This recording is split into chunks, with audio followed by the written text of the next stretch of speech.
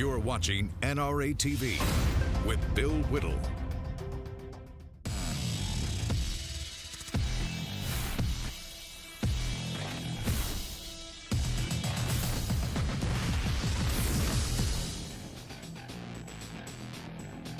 Hi, everybody. Welcome to Los Angeles, California. I'm Bill Whittle. This is the Hot Mike Show.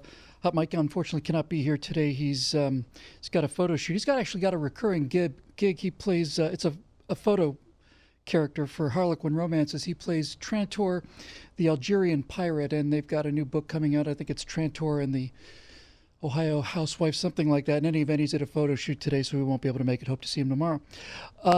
Today, our topic is censorship, but the kind of censorship that is actually the most pernicious kind of censorship of all, and that's what I like to call invisible censorship. It's the kind of censorship that happens without you really knowing about it. Our government was structured almost 250 years ago, was structured in such a way that government censorship, even today, is virtually impossible. The checks and balances built into the Constitution and the veneration of the First Amendment, generally speaking, by both Democrats and Republicans, has kept the idea of government censorship pretty much in check, with one or two exceptions. Actually, it's not even censorship in that case. I'm thinking of Dinesh D'Souza and the filmmaker that made the movie that Hillary Clinton blamed Benghazi on. But in terms of the government saying, no, you can't publish that, or in terms of the government's pulling, programs off the air, that doesn't seem to really happen, not for political reasons anyway. They certainly used to censor for profanity, and I suppose they still do. The kind of censorship that we're facing today has got an awful lot to do with the fact that new media, social media, which is essentially internet media, is not something that can be controlled. There's not something that the FCC can control. It's not something that the ABC censors can control. It's a pretty much wide open free-for-all. That comes with a downside, certainly. There's some lunatics out there, and there's some nastiness, some genuine hateful people out there. But the bottom line fact is that the internet was designed to survive a nuclear attack. It was built in such a way so that information would be sent out in multiple different packets, and they'd all arrive at the destination and they'd be checked and so on. So it's virtually impossible to bring it down. Now, this presents a problem if you're a power-hungry totalitarian statist, because those pesky citizens out there now have the means to talk directly to each other, not having to go through multi-million-dollar studios with approval from the Federal Communications Commission and so on. The nerve of those great unwashed hordes of knuckle-dragging savages. They can actually speak to each other one-to-one directly on the internet in very much the same fashion that we're doing now, and certainly in the same fashion that I've been doing at BillWhittle.com for 7 or 8 years now. I've got, 5,000-6,000 videos on various places, and somebody did a calculation, and I've had 50 million views on YouTube. Now, most of those is me checking the counter to see how many views I've got, but nevertheless, it's still a pretty big number. So the question then becomes, how do you censor this? If you are a left-wing totalitarian, how do you stop something this egalitarian? How do you stop something this open, this robust, this almost infinite in terms of size? Well, you got to do it somehow, because as we're about to find out today, if conservatives have a chance to get into an argument, anything looking remotely like a fair fight with the left goes down. So that fight has to be prevented. Now, YouTube has actually started a censorship program, as you can see from the video here. And as always, they're masking it in the fig leaf of virtue. Basically, what they're saying is they're going to be cracking down on hate speech and fake news. And here's the problem with YouTube cracking down on hate speech and fake news. It's the same problem with censorship of any kind anywhere. And the problem is, who decides what is censorship? Who decides what is fake news? Who decides what is hate speech? Look, folks, it's pretty simple, really. Free speech is either free or it's not. It's not free, but it's not kind of free. It's not free on Saturdays. It's free or it's not. When you have freedom of speech, you will get some obnoxious, hateful, disgusting, disgraceful, obscene, awful, awful, awful content. And that is the price you pay. Because if you don't, then somebody has to make a decision. You know, as a little boy, I it's a long story. I'll try to keep it short as possible. I was 5, 6-year-old boys when I was growing up, drew pictures of airplanes, and World War II was not too far behind us. So I grew up in the mid-'60s. My dad was a World War II vet. And I drew pictures of American airplanes shooting down German planes and stuff and the bullets coming out. And so I was drawing a German plane, and I was trying to get the swastika on the wing right, because if you're a young kid, a swastika is a little difficult to draw. So I practiced on my hand. I came home one day, my dad saw a swastika drawn on my hand, and that's about the only time I've ever seen him like all the way angry. It took my mom to explain to him that he's just basically trying to do this for the drawings because my dad fought against the Nazis. Here's why I tell that story. Many, many years later, when the Nazis were marching in, was it Skokie, I want to say, Illinois? I remember thinking, my God, my dad is going to want these people just banned. He's just going to say, lock them up. And he said, no, Bill, we can't lock them up. I said, what do you mean? He said, no, they got to march. What? Yeah, they got to march, because the problem is, if we say that the Nazis can't march, then who decides who can march and who can't? Who decides? And if somebody can decide, then we're done. We're finished. That stayed with me. So somebody wants to censor YouTube and Facebook and Twitter and Instagram and all the rest, and they're doing it, and in a moment we'll get to how. But I'll tell you who wants to censor it. It's people like John Podesta. You may remember John Podesta.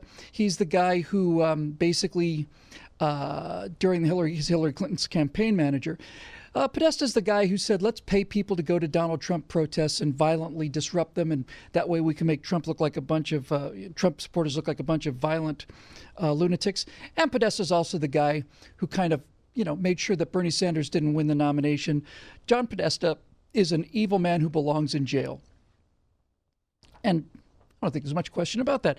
But let me just quote. I'm quoting directly from this Breitbart article from a day or two ago, where John Podesta says that social media companies should police fake news. The direct quotes from the Breitbart article. This is Podesta speaking. I think that, again, the social media companies have a responsibility to try to do a better job of knocking off fake sites and be able to police, to some extent, the propagation of fake news. So Podesta thinks that social media companies have a responsibility to knock off fake news sites and police content. Who decides what's a fake news site, John?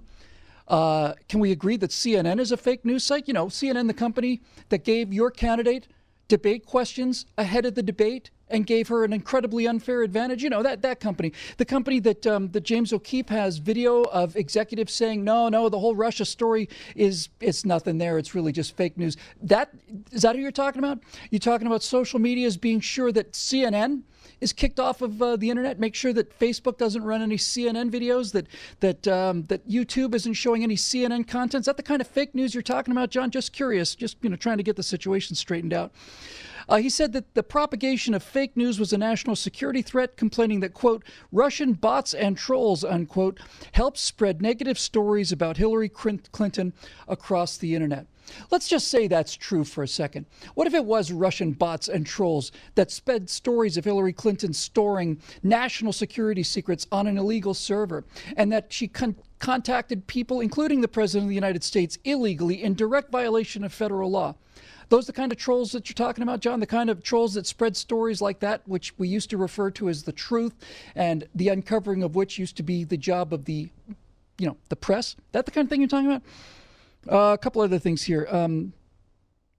He said that he admitted that it might be impossible to fully police content on social media, and that was, quote, a problem that would have to be fought within the American democracy. That American democracy that John Podesta would so desperately like to get rid of, because the American democracy that John Podesta wants to patrol and police is the same American democracy that put him and his miserable low-life boss out of a job.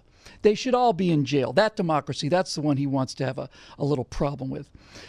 He says you can't just ignore it. You have to deal with it and come to terms with it, offering advice for future Democratic candidates. By the way, if you're a future Democratic candidate, by all means, speaking as a Republican, please take all of the advice from John Podesta that you possibly can. And finally, he basically said that Hillary Clinton's campaign failed to use social media as effectively as President Barack Obama did, that these channels were flooded with information from dubious sources, and that the Clinton campaign didn't do enough to fight back. John, the dubious sources that you're talking about are journalists. They're not CNN journalists. They're not real world media journalists. They're individual citizens who uncovered your incredible violations of federal law. No wonder you want socialism. No wonder you want socialism. Censorship, both. Real censorship, the dangerous censorship, is the kind of censorship you don't realize is even happening. So now that I've gotten that out of my system, let's bring in a guest who really has a very, very deep and clear insight into this. Our friend Craig Strazzeri is the Chief Marketing Director for Prager University. We have a lot of friends in common, do a lot of work together. Prager is a titan, and Prager University was a determined, extremely well-produced effort to take fundamental civic issues and portray them as accurately as possible. And if you're going to tell the truth to the American people, that's something that has to be stopped right quick, isn't it, Craig? That's exactly right. Well, thank you for having me on, Bill. This last week just marked the 1-year anniversary when PragerU team discovered that YouTube is restricting over 20 of our videos. And for those of you who haven't seen the PragerU videos, they're very educational in nature. They're animated with a well-known presenter talking about topics like, why did America fight the Korean War? That's one of the videos that YouTube does not want young people to see, which is actually just laughable. They hide behind, excuses of algorithms and, community flagging. But I've actually had some interesting conversations with YouTube staff members recently, and I've learned some telling information that's actually even more scary than we initially thought in terms of how deliberate this is. You have had conversations with YouTube staffers. Can you give me, before I go on, can you give me just 2 or 3 more titles of the kind of things that have been age restricted? In other words, these are the kind of things that cannot be seen by anyone under the age of 18. And so we're crystal clear on this, ladies and gentlemen. We are talking about people who are having a political conversation. There's not so much as a damn in them, I'll bet you. There certainly is no word that you wouldn't feel comfortable speaking at your Thanksgiving dinner at home, and the people that watch the show are the finest people in America. What are some of the other titles that they've restricted to 18 years or older, Craig? Yeah, so there's 28 of them, so I'll name off a few. The Least Diverse Place in America, which is about the lack of diversity of thought on college campuses.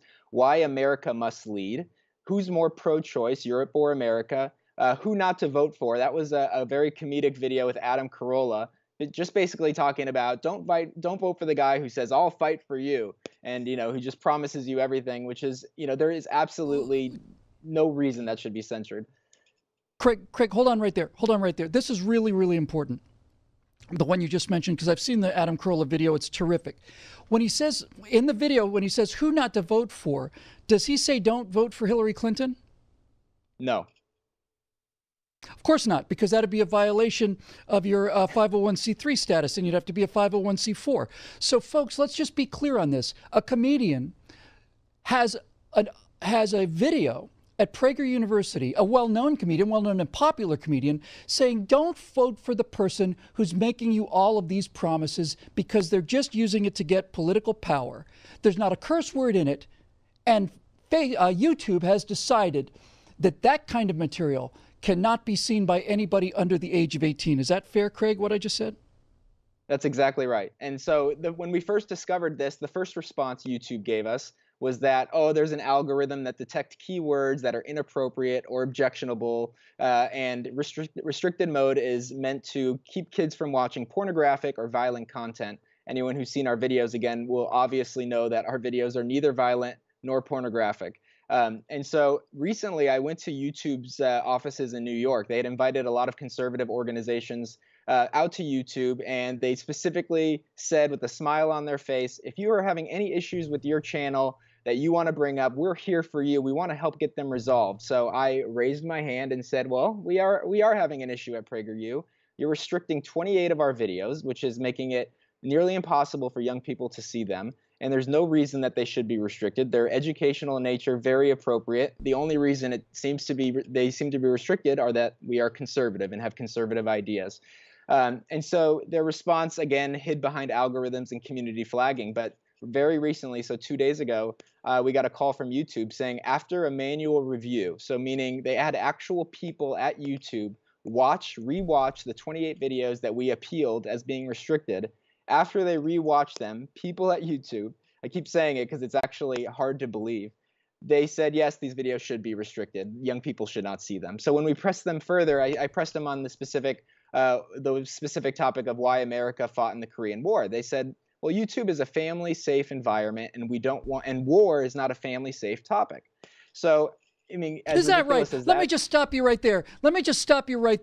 War is not a family-safe topic on YouTube. Is that right? Well, I would like to have somebody take a quick count of the number of video game playing segments there are on YouTube. I want to know how many people are being knifed in the throat in Call of Duty on YouTube right now. I'll bet you anything that 10,000 videos like that are added every single day to YouTube. Every single day.